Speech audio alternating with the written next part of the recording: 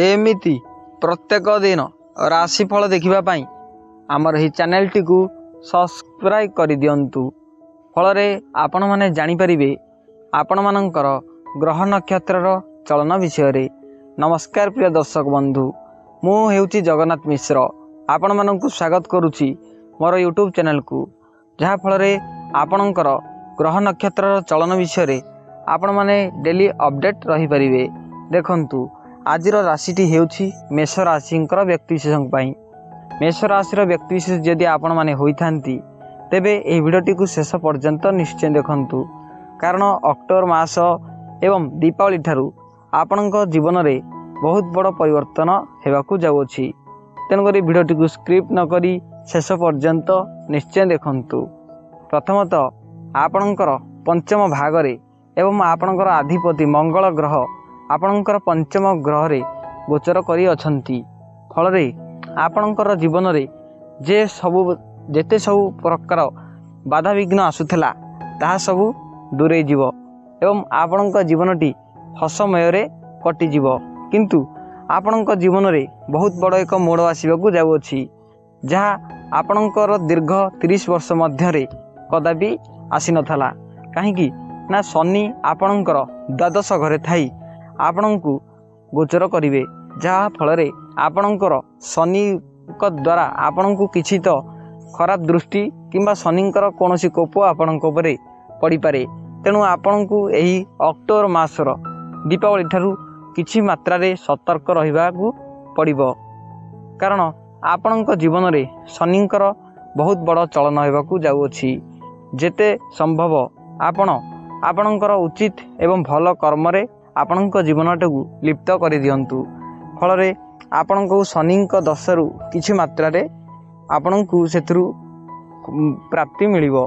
जेते संभव आपण कोनोसी गरीब व्यक्ति को किंबा कोनोसी गरीब लोक को खाद्य प्रदान करंतु एवं वस्त्र मध्य प्रदान करंतु।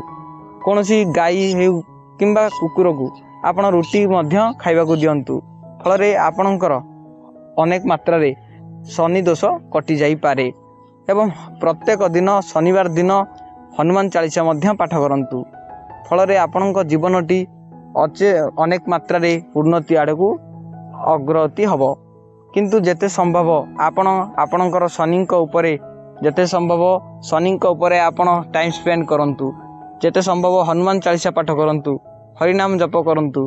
फल रे आपणकर जीवनटी उन्नतमय होई जिवो। एवं आपणकर षष्ठ भागरे देवगुरु बृहस्पति गोचर करिसंती, जहा आपणकर गुरु स्थान रे गोचर करिसंती। फल रे आपणकू किछि मात्रा रे चाकरी रो उन्नति होई पारे कि चाकरी रे आपणकर प्रमोशन होई पारे। आपण जदि कोनोसी एक बिजनेस करथांती तेबे आपणकर बिजनेस क्षेत्र रे मध्य उन्नति घटिबो। आपण कोनोसी नूतन गृह मध्य एही अक्टोबर मास रे निर्माण करि पारंती। कोनोसी आइडिया मध्य जदि आपणक थला ताहाकू मध्य आपण उन्नति करि पारंती एवं आपण कोनोसी स्टार्टअप रे ताकू मध्य करि पारंती।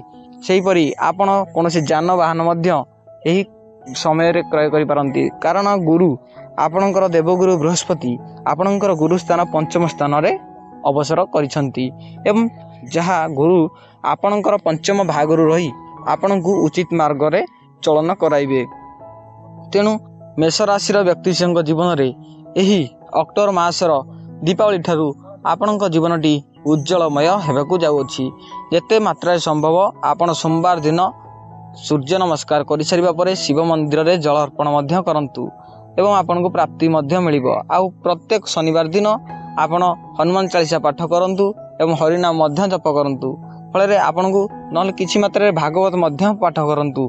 फल रे आपनको शनि दोषर मध्य किछि प्राप्ति हबो। नले आपणकर एही अक्टोबर मास रे कोनोसी आपणकर क्षति हबार नाही। एवं आपणकर एही अक्टोबर मास रे आपणकर सूर्य नवम स्थान रे अछंती। फल रे आपणकर स्वास्थ्य क्षेत्र रे उन्नति घटिबो। चर्म जनित रोगरु आपणकू अनेक मात्रा रे जदि आपण चर्म जनित रोग हेउ किंबा पेट जनित कोनोसी समस्या थाउ सेतरु मध्य आपणकू मुक्ति मिलिबो एवं आपणक जीवनटी उन्नतमय होई जिवो।